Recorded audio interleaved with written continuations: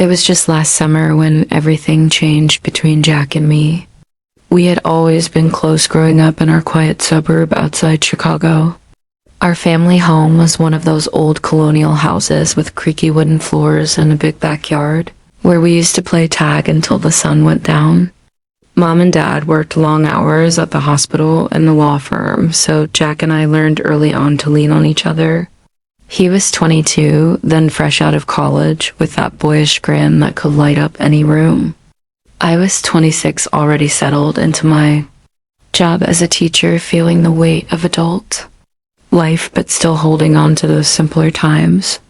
Parents decided to take a weekend trip to visit relatives up in Michigan, leaving us alone.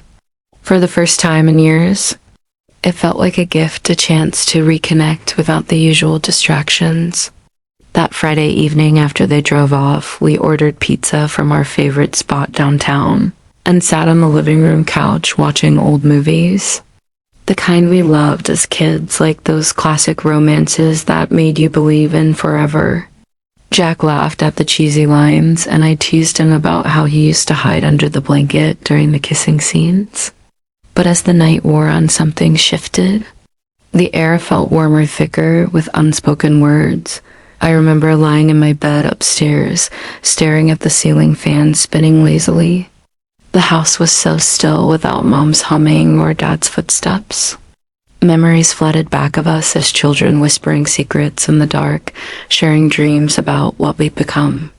Jack had always been my protector, the one who stood up for me when kids at school were mean.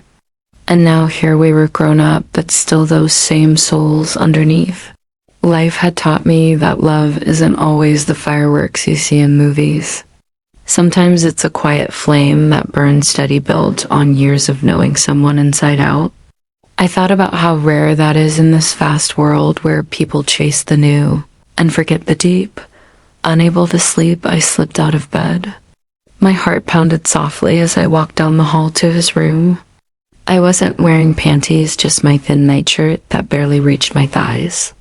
It wasn't planned exactly, but it felt right natural, like stepping into a truth we'd both been avoiding. His door was ajar, and the moonlight filtered through the curtains, casting a soft glow on his bed. He was awake too, propped up on pillows, scrolling through his phone. When he saw me, he set it down, his eyes meeting mine with a question, but no surprise. "Can't sleep?" He asked, his voice low and familiar, like a favorite song. I shook my head and without a word climbed onto his bed, settling beside him. The sheets were warm from his body, and I felt the heat of him so close. We lay there for a moment, just breathing the same air. Then he turned to me, his hand brushing my arm, sending a shiver through me. "Emily," he whispered, "what's going on?" I looked into his eyes, those blue eyes I'd known forever, and said, "I just need you tonight. Like we used to be, but more." It was honest, raw, the kind of vulnerability that comes from trusting someone completely. He didn't pull away. Instead, he pulled me closer, his arms wrapping around me, strong and sure. We talked first softly about our lives. He shared how college had been lonely, how he missed the simplicity of home. I told him about the emptiness I felt sometimes, even with friends around, because no one understood me like he did. It was nostalgic, remembering bike rides to the lake, summer barbecues with neighbors, the way we'd sneak cookies from the jar and giggle in the pantry dot as the hours slipped by, our words turned to touches. His fingers traced my shoulder, down my back, gentle, at first exploratory. I leaned in, pressing my lips to his, and it was like coming home. The kiss was slow, deep, not rushed like so many in the world today. We savored it, letting the moment unfold naturally. He tasted like mint from his toothpaste, and something uniquely him. My body responded, arching toward him, as his hands found the hem of my nightshirt, lifting it away. Skin to skin, we explored each other, with a tenderness born of love, not just desire. That night he spent with me was pure romantic pleasure. We moved together in rhythm, our bodies knowing what our hearts had always felt. It wasn't about haste or conquest, but connection. His touch was reverent, like he was memorizing every curve, every sigh. I guided him too, showing him what felt right, whispering encouragements that made him smile against my neck. We paused often, just holding each other, listening to the other's heartbeat. In those quiet moments, I thought about life's wisdom, how true love often hides in plain sight, waiting for the right time to bloom. We'd grown up together, seeing each other's flaws and strengths, and still chose this. The pleasure built slowly like a wave gathering strength. When it crested, it was overwhelming but beautiful, washing over us in waves of ecstasy.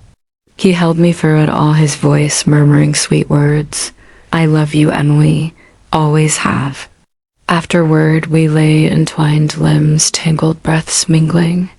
The room smelled of us, an intimate scent that felt sacred. We talked more then about the future, not with fear, but hope.